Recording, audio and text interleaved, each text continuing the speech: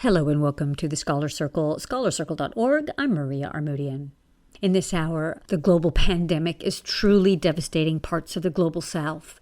We first explore how Latin American countries are handling the devastation of the COVID-19 pandemic. We begin with the two largest nations, Mexico and Brazil. Doug Becker explores. I'm Doug Becker. COVID-19 is a truly global pandemic, as cases are present in every nation in the world. But the threats to the health, well-being, and economic prospects are particularly salient across Latin America. We will examine the current status and threats from COVID-19 in two Latin American countries today, Mexico and Brazil. We will then explore how best these nations can survive and rebuild during and after this pandemic. Our guests are Pamela K. Starr. She's the director of the U.S.-Mexico Network, a university fellow at the USC Center on Public Diplomacy, and professor of the practice at the University of Southern California. She's the co-editor of Markets and Democracy in Latin America, Conflict or Convergence. And Erica Resende, associate professor of international relations and security studies at the Brazilian War College in Rio de Janeiro. She's the co-editor of Memory and Trauma in International Relations, Theories, Cases, and Debates, and Crisis and Change in Post-Cold War Global Politics. Professor Starr, I'll ask you the first question. What is sort of the current status of the COVID outbreak across Mexico? It's actually improved dramatically over the last few weeks. About a month ago, Mexico was having about 1,400 new deaths a day, and it's now down to under 700 deaths a day. There's a big concern that they'll have a fourth wave following the Easter break.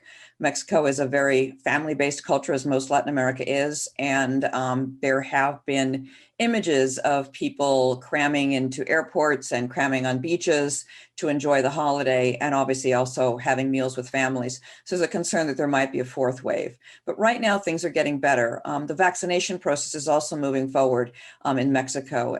They've done most of the medical personnel, although not at private hospitals, and they are doing in Mexico City all of the senior citizens. So they're about halfway to two-thirds of the way through doing the senior citizens in Mexico City. So some fairly rare good news, especially considering the nature of the outbreak across the country throughout the last year. Erica Resende, can you give us an update on what's been going on in Brazil with respect to COVID? Brazil has become the hotspot for infections today. We are now surfing, I believe, which is the third wave. So we're now, after 1 year into the pandemic, we have never had so many deaths, so many people infected on a daily basis. The numbers have gone up from deaths have gone up 43% comparing to 7 days ago. And so far, Brazil has registered 325,000 deaths since the beginning of the pandemic, and a little under 13 million infections, official numbers. The vaccination began very slowly, mostly because the president, Jair Bolsonaro, the federal government, the Ministry of Health, have taken too long to sign contracts with for vaccine delivery. The contracts were Pfizer, for example, offered Brazil back in August to begin receiving a vaccine as of December, but the Minister of Health did not respond to the 3 times the Pfizer sent letters and offers of contract. So it took quite a while.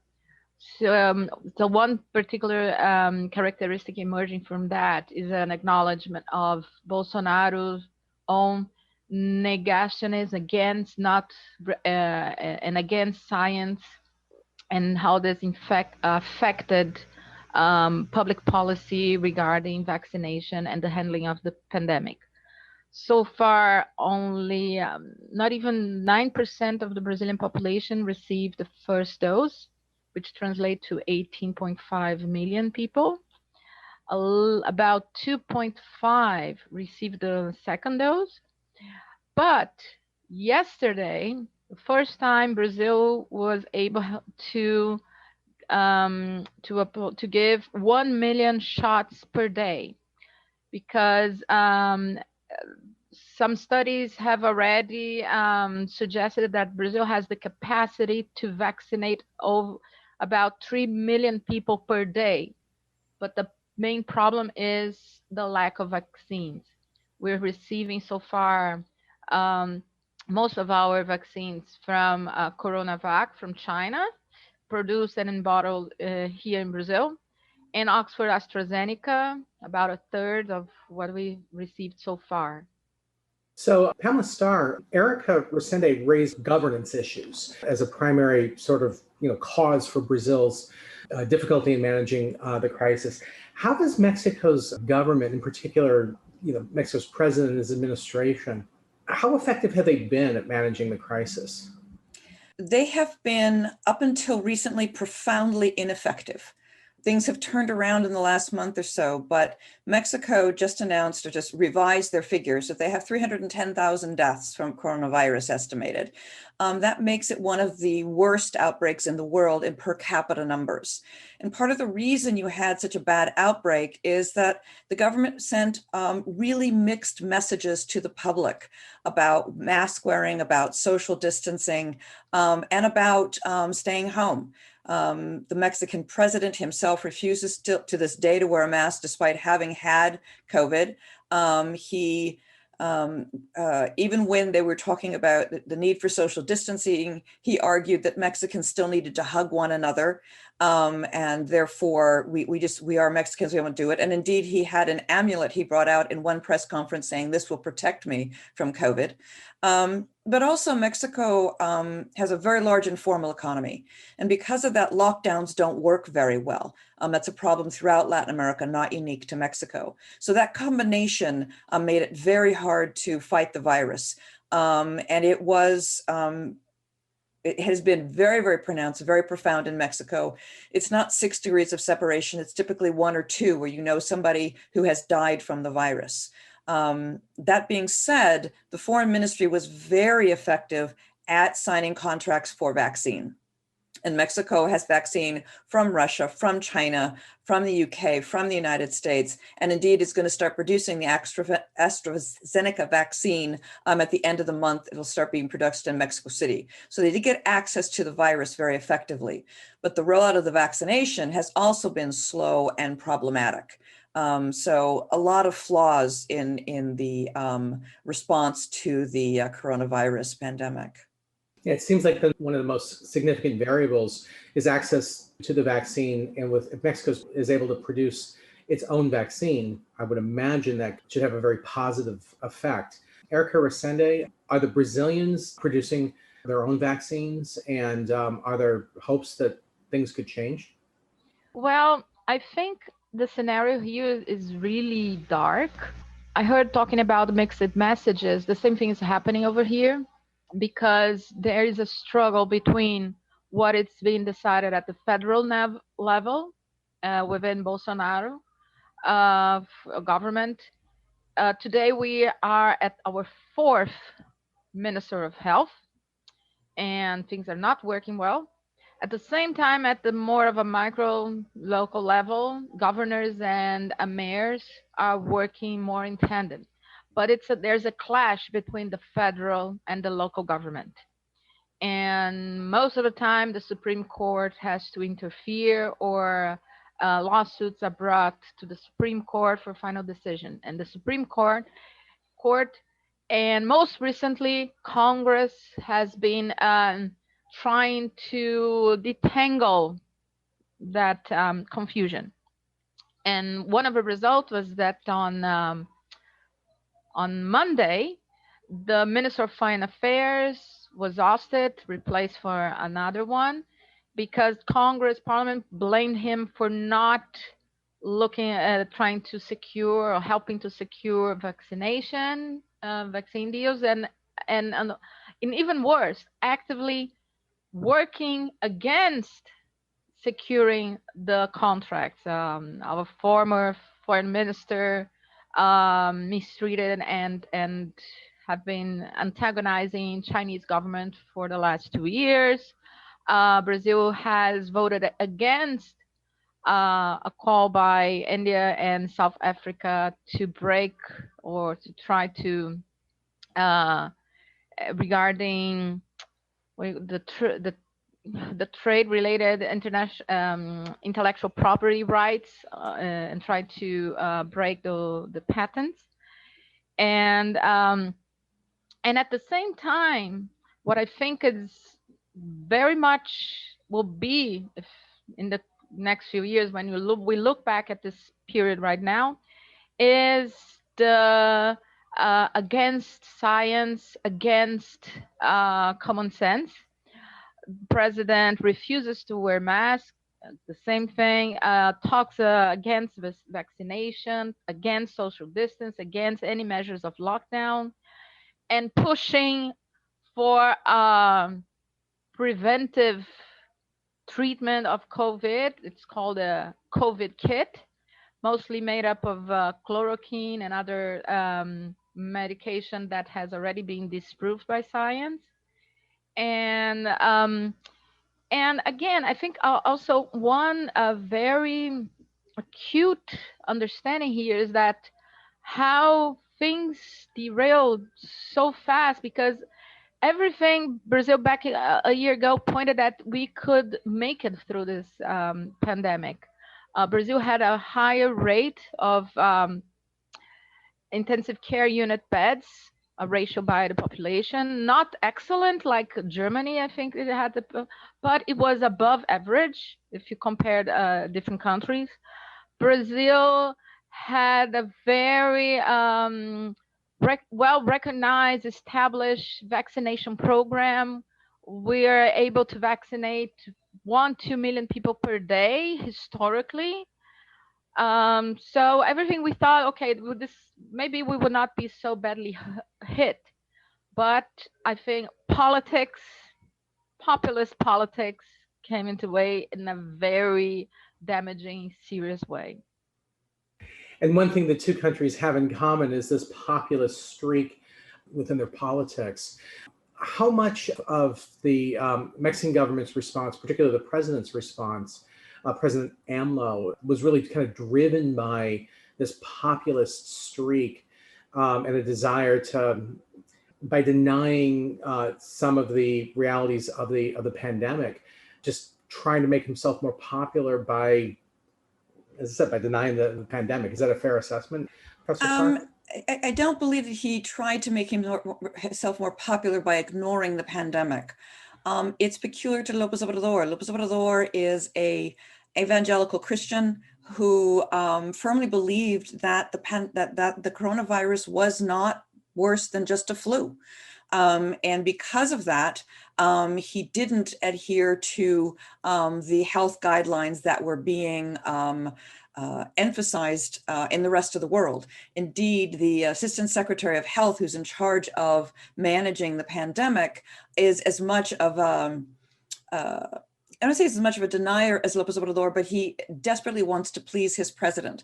And so he has been saying things that are not helpful, that are not giving the correct scientific information to the population. But what López Obrador is doing is basically saying that the problems in the country associated with the pandemic, not just the very high death rate, but the economic crisis that has come with it, isn't his fault. He blames it on the pandemic that he couldn't have helped, but he blames it, as always, on the neoliberal conservative opposition that is trying to take advantage of the pandemic to hurt him, that's trying to take advantage of the economic crisis to hurt him, and that he's being unjustly criticized for his handling of the crisis when it couldn't have been handled better. Indeed, he argues he's handling it the best it could possibly have been, and that these criticisms are unjust. And then he turns around and goes after the media, the commentators, the politicians who have the temerity to try to hold him to account. You're listening to Scholar Circle, scholarcircle.org. We're discussing the COVID pandemic and its effects across Latin America with Pamela Starr, of the University of Southern California, and Erica Resende of the Brazilian War College. So Erica Resende, like Pamela Starr just highlighted, sort of attacking political opponents who are trying to take advantage of the pandemic to discredit the president and the media, et cetera. American listeners, the narrative is going to feel fairly familiar to them. Is this familiar as well across Brazil? He is the Trump of the tropics. A couple of things that I would like to highlight. First is that Bolsonaro actively engaged and tried to spread out a false dichotomy between economy against health. If Brazil followed the path of social distance and lockdown, jobs will be lost. The economy will be bad, will go very, very bad. Therefore, he played all the time this false dichotomy, as a reasoning for not pursuing lockdown measures, for example. And at the same time, it was also an instrument in a way of shifting blame. So the pandemic has to do with Mother Nature. At the very early, also, Bolsonaro reproduced a narrative of China fabricating the virus in a lab and is spreading to take over the world. Our former foreign minister went on Twitter, on social media, and blaming the communist virus, coronavirus, and hinting that's all the Chinese fault. But and when there was one possibility that actually developed into a real vaccine, is a research institute in São Paulo, Butantan Institute, which is over 100 years old and maker of many vaccines. And the governor of São Paulo, who is a potential candidate for the next national elections, tried to engage and try and pursue a contract with the Chinese government so that Brazil would be able to produce from the raw materials flew in from China and produced it and bottle vaccine in Brazil. And I think the final stage of an international testing back in last year was also done in Brazil. So Bolsonaro was firmly against that vaccine because it would immediately translate into a popularity of his adversary. And that had a very big impact because vaccination process was blocked and also the registration by our, so to speak, the Brazilian FDA. So there was a huge politicization of the vaccine and how to handle the pandemic since the very early stages. And finally, one thing also I wanted to highlight is the role of the military. Bolsonaro came into power and nominated and lots of military personnel, specifically from the Brazilian army, into very, first level positions of power in the government. And at first, the first two ministers of health were doctors, and he fired one after the other because those were trying to make a more of a reasonable work with the pandemic, especially emphasizing the use of masks and social distance. And he fired them and put in his place a general, Eduardo Panzuelo, 3-star general, active duty, not retired. And many times, and you can see he had absolutely no experience in being in health or any kind of background, medical background, or even not. He didn't even understood the functioning of our universal public health system, and he said so on TV many times. And in two particular instances, where Pazuello announced that the federal government would in fact contract the vaccines from Butantan, from São Paulo, the political opponent. And the same evening, Bolsonaro did a broadcasting, a streaming on his social media, saying no, he would not allow it. It was off the table again. So there was a constant coming back and forth between the minute, and eventually, when both of them, the president and the minister of health, got COVID, one went to visit the other at the military hospital, and they did again a streaming at YouTube, and very embarrassed. I think it was like the I think one of the most horrendous moment in the pandemic in Brazil. A very uncomfortable 3-star general sitting across the president, and the president saying, no, we're not going to do that. There will be no that vaccine from China, gonna turn everybody into alligators. You don't know the side effects, and so I'm not gonna allow for the procurement of those vaccines. And the general looked out, yeah, here it's like this. He says he's the one making the decision, I have to follow. And that had a huge impact within the military.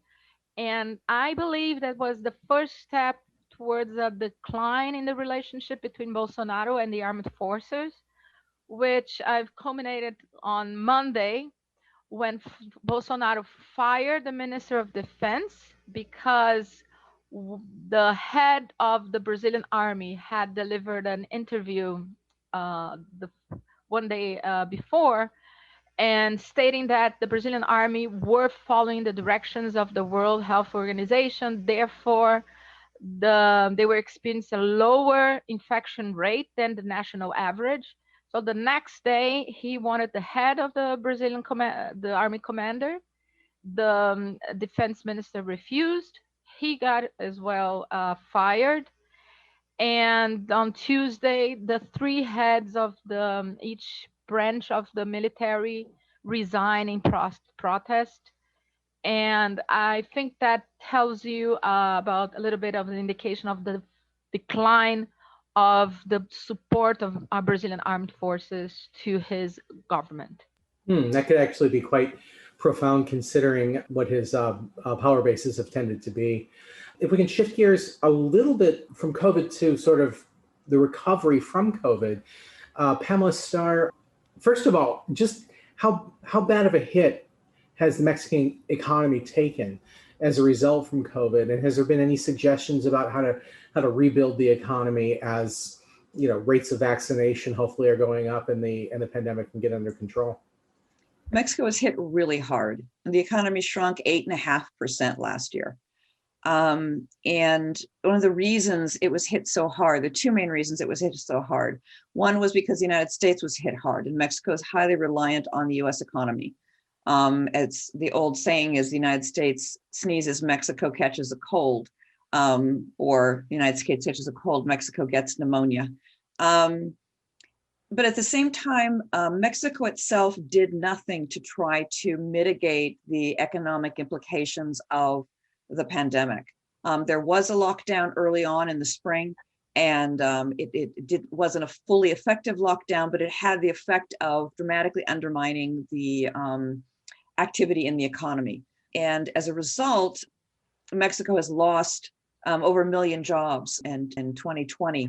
The government could have initiated a fiscal stimulus, spending much like the United States did, in order to try to mitigate the loss of jobs, the loss of income, the loss of employment, and the loss of businesses as well. But the president is absolutely allergic to debt. He strongly believes that debt makes Mexico vulnerable to outside interference in Mexico's internal affairs. In the past, when Mexico had debt crises, it was forced by the outside world to behave in certain ways economically. And he thinks that would be the death knell to his economic reform of Mexico that he calls the fourth transformation. The idea is to purge all vestiges of neoliberalism from the Mexican economy, and to make an economy that's more structured around the state and state leadership of the economy. As a result, he was unwilling to take on any debt in order to stimulate the economy. And the outcome was somewhat ironic because this is a man who has been devoted his whole life to helping the poor, to reducing poverty in Mexico, to developing southern Mexico where poverty is particularly pronounced. And yet, as a result of his decision to not try to mitigate the loss of jobs and opportunity in Mexico, Mexico has 10 million more poor people than it had before the pandemic. So the estimates now are about 56% of Mexicans live in poverty. It's a serious, serious problem. In terms of recovery, he's not going to spend money for that either. But he can thank Joe Biden for the recovery. The 1.9 billion stimulus that the United States just moved forward with, and at the rapid progress of the vaccination campaign in the United States means the U.S. economy is going to boom in the second quarter. Estimates are as high as 10%. Since Mexico exports 80% of what it exports to the United States, that means Mexico's export sector is going to boom as well. So the Mexican economy will boom in the second quarter as well. Estimates are for 5% growth next year. That still leaves Mexico 4% below where it was before the pandemic, but there's just going to be a significant recovery. One final thing on that is the problem with that is that it's going to be concentrated in those segments of the economy that are intertwined with the US economy, the interdependent sectors, the export sector. Those sectors are largely located in more prosperous portions of Mexico, particularly in northern and central Mexico. It's going to leave the poor portions of southern Mexico behind once again. You're listening to Scholar Circle, scholarcircle.org. We're discussing the COVID pandemic, the economic crisis that's resulted from the pandemic, and the potential for economic recovery and its implications with Pamela Starr of the University of Southern California and Erica Resende of the Brazilian War College. So Erica Resende, how bad has COVID been for Brazil's economy? And have there been any proposals, any government action to try to exacerbate the problem? We had already been in trouble economically, in a crisis before the pandemic. So things have gone worse, but we were already in a downfall. Especially if you compare and if you have in the back of your head and your mind that during the time where the Labor Party was in power, Lula and Dilma, especially first term of Dilma, then not so much, Brazil actually was able to have some true achievements in economically, especially if you think about poverty, fight against poverty. Brazil was able for the first time ever since since there were any index of that sort to get out of the world or the United Nations map of poverty and hunger in the world. So, and that was a huge achievement by Lula. But after Dilma Rousseff's impeachment and a shift toward a very strong neoliberal policies regarding economics, the economic crisis hit us very hard. So we were already surfing in a crisis, but the pandemic is making it even worse. There was the same thing in Mexico, a huge loss of jobs and income from people. I think the only segment of the part of the population, if you're a public servant, you were able to secure and remain with the same pay. The shutdown of business, if you go downtown Rio, it's something it makes you weep because lots of very traditional establishments and restaurants and other shops closed down. Sometimes even restaurants and cafe and bars that were over 50 years old. The place where Tom Jobim wrote The Girl from Ipanema closed. So there was not only a loss in terms of material that was lost and income and business, but in terms of things that relate to the memory and identity of Brazilian people are simply disappearing. Inflation is up again, and we are a traumatized nation if you think about very, very high inflations during the 80s, the last decade. So inflation is up, really, really up. And one also particularity of Brazilian economic is the high amount and high level of informal jobs. Informality is very high in Brazil. So people who just go out in the street selling sweets, candy, or having a small informal business, and selling from their homes, and all that required circulation. So social distance killed informality in Brazil. And if you think in terms of policy, Bolsonaro made huge mistakes since he and the policies he did not actually establish or created new policies, but he was and he did his best to destroy and demolish policies that were in place even from over 20 years ago. And so what we are experiencing right now, it's more of destruction of solid policies that were in place, even dating from when Fernando Henrique Cardoso was empowered in the 90s. So it's not something that he was targeting policies that were implemented by the Labor Party. It's a sort of a bipartisanship destruction all over.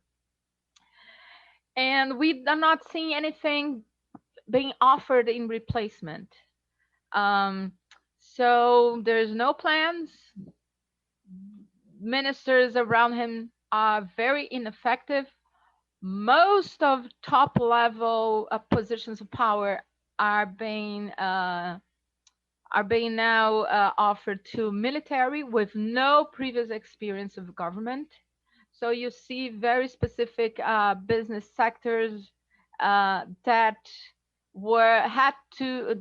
have and traditionally need a support of the federal government not working at all. For example, TV and culture segments, industry.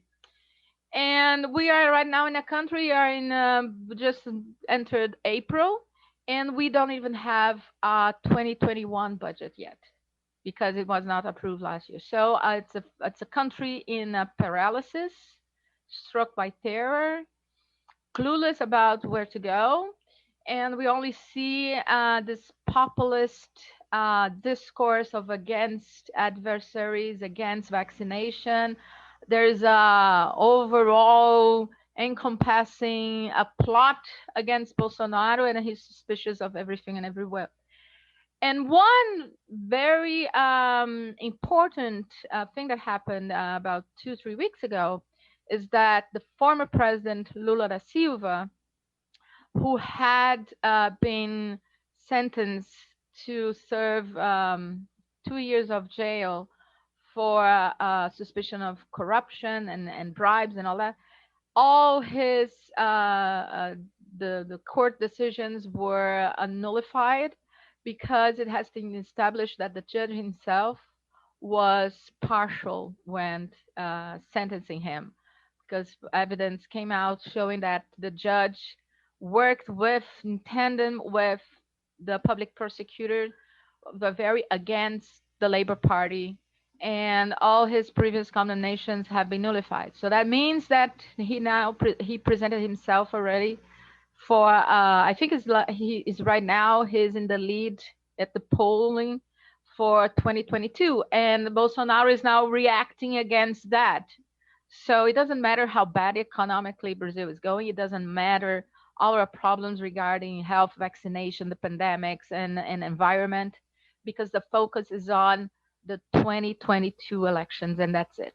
So Erica Resende kind of answered this question. So the last question I'll ask of you, Pamela Starman, is the Mexican president still fairly popular, or has his popularity taken a hit, how Mexican voters responded to the Mexican government's policies vis-a-vis COVID and economic recovery?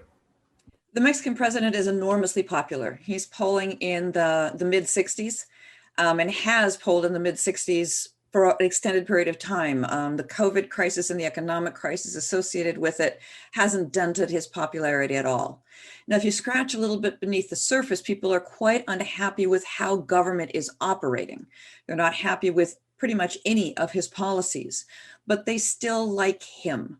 And the reason they like him is because he is the first president in generations that Mexico has had that speaks for the poor. This is going to sound a lot like the analysis of Trump or Bolsonaro, because it's true of most populists.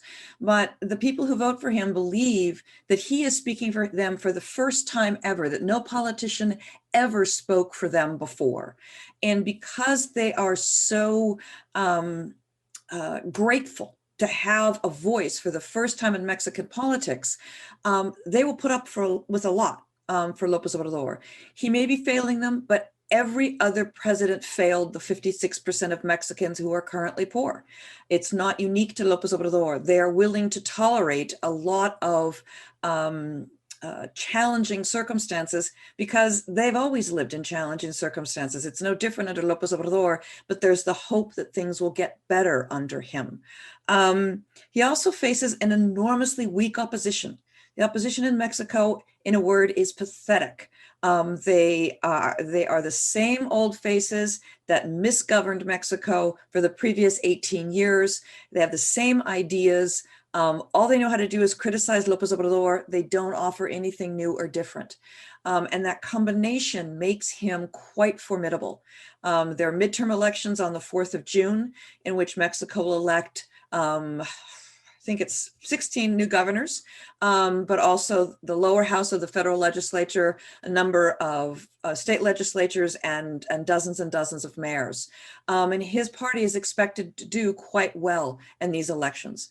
They currently have a 2/3 majority in the lower house of Congress. They probably won't replicate that, but they will hold their majority. So interestingly, as bad as things are in Mexico, they haven't impacted at all López Obrador's personal popularity. Well, we have been discussing the impact of the COVID pandemic across Latin America, specifically in Mexico and in Brazil. Our guests today have been Pamela K. Starr. She's the director of the U.S.-Mexico Network, a university fellow at the USC Center on Public Diplomacy, and professor of the practice at the University of Southern California. And Erica Resende, associate professor of international relations and security studies at the Brazilian War College in Rio de Janeiro. She's the co-editor of Memory and Trauma in International Relations, Theories, Cases, and Debates, and Crisis and Change in Post-Cold War Global Politics. Thank you both very much.